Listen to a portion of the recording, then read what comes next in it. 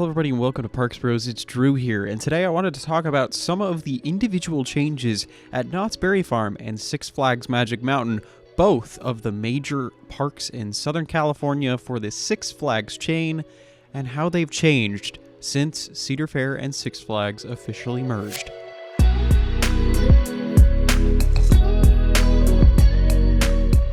As a longtime visitor of both of these parks, I feel like I know them pretty well at this point, so all of those changes, whether very big or very small, have caught my eye at these parks.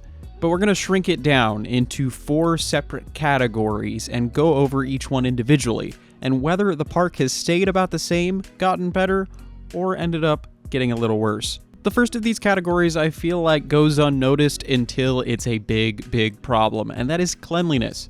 Starting with my most recent visit, it was Six Flags Magic Mountain, being quite a bit more clean than I remember it being prior.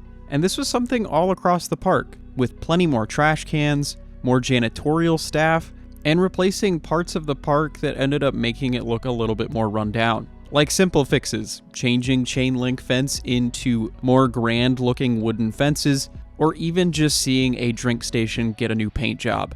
All of that will end up adding into the park experience, especially from a cleanliness standpoint. Your park overall should be looking bright, friendly, and clean, unless of course we're talking about Riddler's Revenge or Batman, where their theme is literally looking grungy and dirty. I was genuinely surprised visiting Magic Mountain just recently, seeing how much more clean the park has gotten since the merge. So, on this category, this park's gotten better.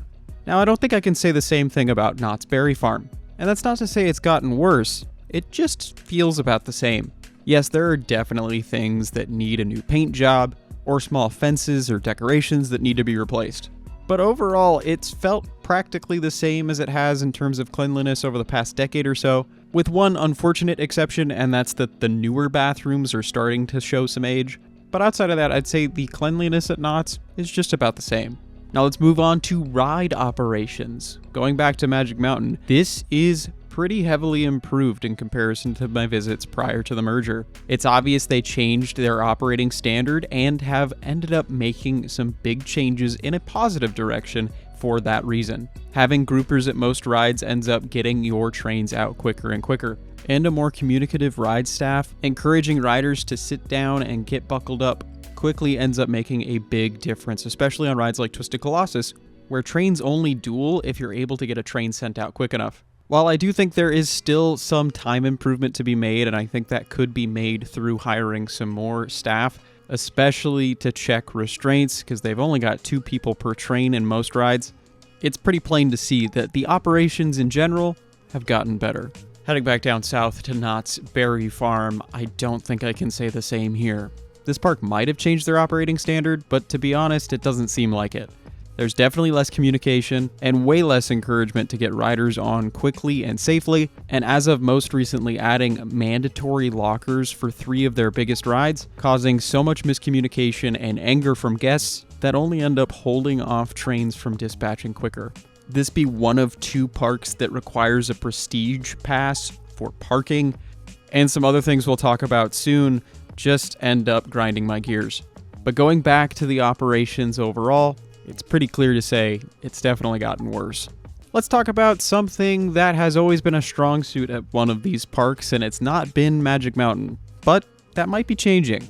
Don't get me wrong, Six Flags Magic Mountain has never been known for its amazing food. This park has a specific reputation in Southern California, and let's just say the least amount of emphasis is on the food. But that might start to turn around now, as it does seem like they're putting more and more effort into changing their options, and to be honest, the handful of things that we were able to get on our last trip definitely surprised us in a positive way. Now, I haven't been able to try most of the park's menu again since the merge, but having things like food festivals to try new items out, as well as stretching the chef's mind and trying to create some new tasty concoctions, is always a positive. So I'd have to say, this is about the same, if not a little bit better. Now at Knott's Berry Farm, oh man, it's just as good as it used to be, really. There's not really been too much of a change overall. A handful of restaurants definitely seem worse for wear, with one of my old favorites, Boardwalk Barbecue, especially taking the brunt of that. However, there's been some positive changes at other restaurants as well. and of course amazing food festivals that take place multiple times a year. But this is where I might actually end up changing my answer a little bit, and it goes back to what I was talking about earlier with having to upcharge more things at this park. Food prices have definitely gone up park-wide, and it's gotten to the point where I'm going to need to re-up a dining plan in order to eat food there. So to be honest, it's tough for me to say whether it's gotten better, worse, or feels about the same. If anything, I'd have to say it feels about the same, but maybe with a slight downturn. This leads us to our final category, number 4, entertainment. Don't get me wrong, there are plenty of other categories we could look into for this and go much further into some of the changes. However, these are 4 of the most important things, I think, for just about everybody at a park. So, starting at Six Flags Magic Mountain, I gotta say, this is so much better than what it used to be. Which is kind of wild, because there used to be a ton of entertainment all around the park. But just before the merge happened, and just before 2020 as well, that started to take a dip. But on my last visit, there were roaming entertainers all throughout the Kids Land, costume characters, elaborate stage productions during Fright Fest, and of course the occasional superhero. Now, to be completely honest, I don't think they've reached the heights that they once did in terms of amount and quality of entertainment yet, but it's definitely been a positive in comparison to what it was just before the merge. So I'd have to say overall, it is definitely a better experience for entertainment. At Knott's Berry Farm, however, one of the parks with some of the best entertainment in the world, it feels like it was the first thing axed from the budget. There used to be year-round entertainment all over this park. Countless costume characters, a bicycling piano player, a full band at the Boardwalk Barbecue, and of course, daily shows in Camp Snoopy at the Camp Snoopy stage. Well, that's been demolished. And just about every other entertainment idea that I just talked about is not really a thing anymore, at least year-round. Don't get me wrong, there is still plenty of entertainment around the park, especially during certain seasons. Ghost Town Alive is one of the best events during the year during summertime, alongside multiple bands that show up on summer nights, and there's some really fun shows with the Snoopy and Peanuts gang during Peanut Celebration early in the year. But we've lost a lot of that spark on a regular park day.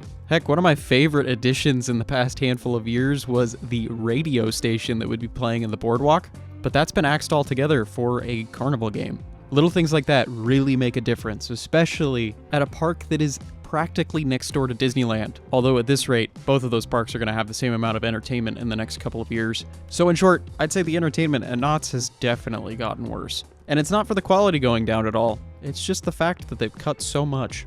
So let's end this with the overall experience. Has it gotten better at Magic Mountain, better at Knott's, or worse at both of these parks? I think it's pretty easy to see when you add at least these 4 categories up that the experience at Magic Mountain has definitely gotten better, and Knott's has definitely gotten at least a tiny bit worse. At least in my opinion with my experiences at the parks this year. Now, does that mean that Magic Mountain is magically a better park than Knott's Berry Farm? No, I don't think so at all. But I can definitely say that the tables are starting to turn, especially if they keep the direction these parks are in going into the future. But then again, that's just my opinion, and I'm curious to see any of you locals out there. Has Knott's gotten better? Worse? What about Magic Mountain? Let me know what you think down in the comments below. I'd really love to see your guys' opinion, and thank you all so much for watching. I really do appreciate it. And if you haven't yet, make sure to subscribe, because we're going to have some more videos about this merge, as well as more videos from my experience in Japan, where they excelled at all 4 of these categories. But of course, again, thank you so much for watching. I really do appreciate it. And until next time, we'll see you on the next ride.